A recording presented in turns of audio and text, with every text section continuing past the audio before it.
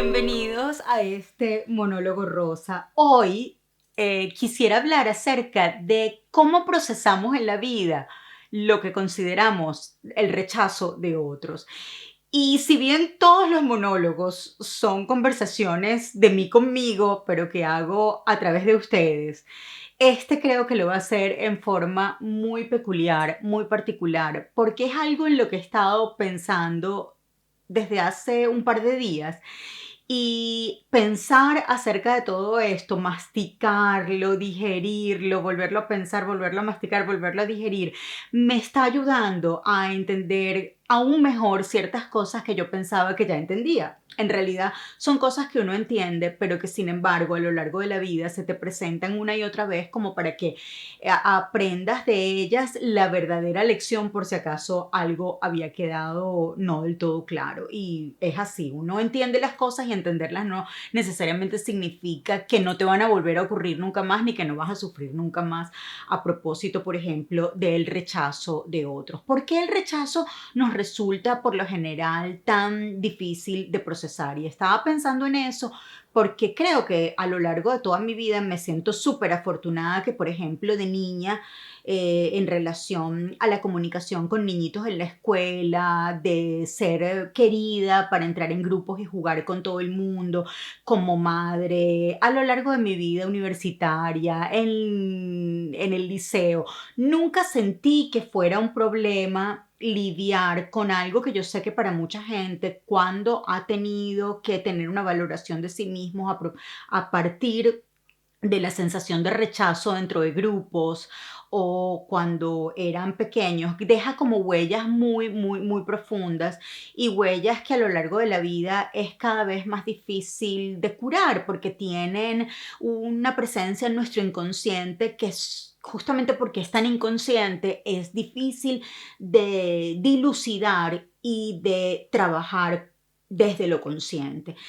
Sin embargo, en los últimos años, a propósito de todo el boom del social media, todos y todas nos hemos visto en la necesidad de plantearnos este tema de la aceptación o no. Porque seamos artistas plásticos, fotógrafos, cocineros, escritores, coach, em, sí, psicólogo, médico, psiquiatra, lo que sea que seamos en este momento, todos estamos un poco poniendo nuestro trabajo en las plataformas sociales, en las redes públicas, para que sea observado, entendido y compartido con el resto. Y esto produce toda clase de reacciones, produce reacciones negativas, produce reacciones positivas, produce también esa suerte de fenómeno un poco mm,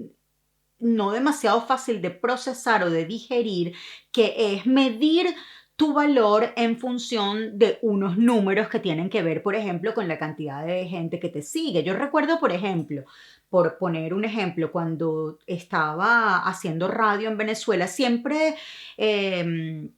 o no siempre, pero en varias oportunidades hice radio o en horarios muy alternativos o en emisoras alternativas. Y bueno, yo tenía mi nicho, tenía mi tipo de clientes, tenía la gente que me escuchaba, pero uno no lidiaba necesariamente con los números, las audiencias. Eso era una cosa que le repercutía más o tenía más que ver directamente con los departamentos de mercadeo. Entonces uno, bueno, sí se enteraba, obviamente, de que formaba parte de un circuito, que había un tipo de audiencia ideal para lo que uno estaba produciendo, pero no estabas todo el tiempo constantemente sintiéndote en la responsabilidad de hacer que esos números crecieran o no, porque no dependía solo de ti, dependía de una infraestructura que te contenía a ti, tú eras parte de eso, pero no eras el artífice esencial de cómo hago para que estos números crezcan. No, tú hacías tu contenido. Ahora un poco todos los que estamos buscando capitalizar lo que hacemos a través de los medios y las plataformas sociales, nos vemos un poco en la necesidad de evaluar constantemente quién te sigue, por qué no te sigue más gente y toda esta cosa que se vuelve como un poco obsesiva y que no tiene ningún sentido. ¿Por qué? Porque tenemos que partir del hecho de que lo que somos no es para todo el mundo. Somos seres únicos, esenciales, especiales y no estamos, nunca hemos sido diseñados, ninguno de nosotros, para gustarle a todo el mundo. Ni es la idea ni lo debería ser. Partiendo de ese hecho, en Venezuela se dice, creo que en español en general, que nadie es pepita de oro para gustarle a todo el mundo. Y partiendo de eso, deberíamos más bien liberarnos de la necesidad de estarle gustando a todo el mundo y más bien ser,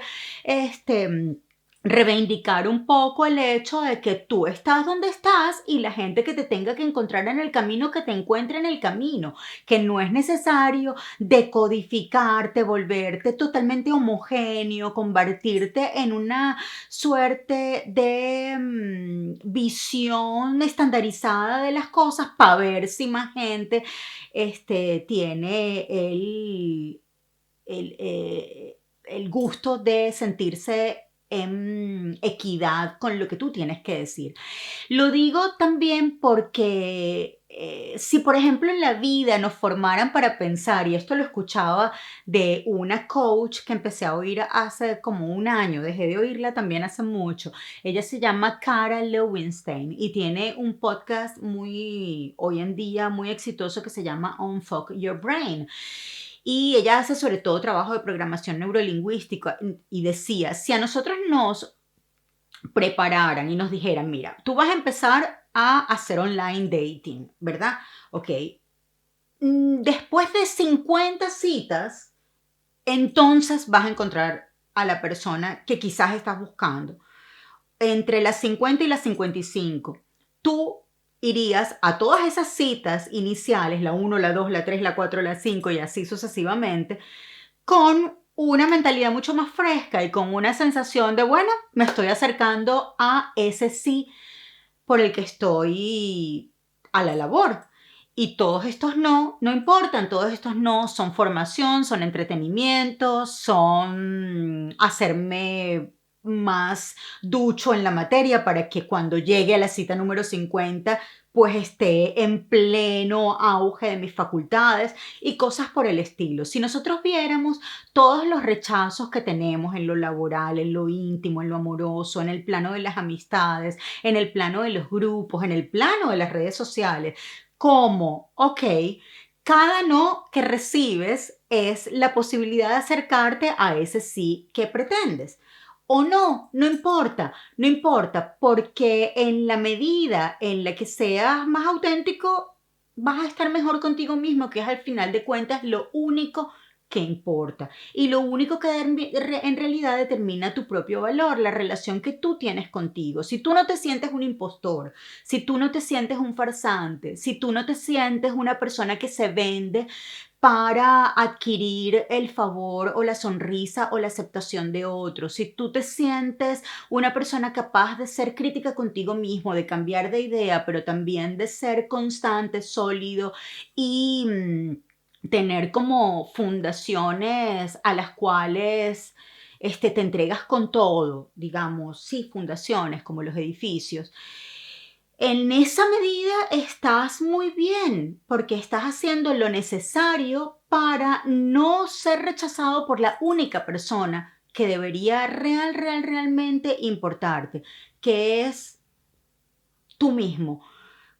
Irte a dormir en las noches y sentirte en paz porque sabes que no le estás haciendo daño a nadie, que has ayudado a todo el mundo que has podido en el camino, que lo que haces lo haces con honestidad y con sinceridad, que tienes ilusión, que piensas que tienes cosas que decir y que sabes cómo quieres decirlas, es lo único que importa.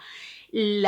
la medida que eso sea recibido desde tu punto de vista como un rechazo o con un abrazo, no importa. Ni importan cuántos abrazos, ni importan cuántos rechazos, porque en definitiva lo que importa es cuán sólido tú te sientas a lo largo del camino. Creo que era esta la reflexión que quería compartir con ustedes hoy.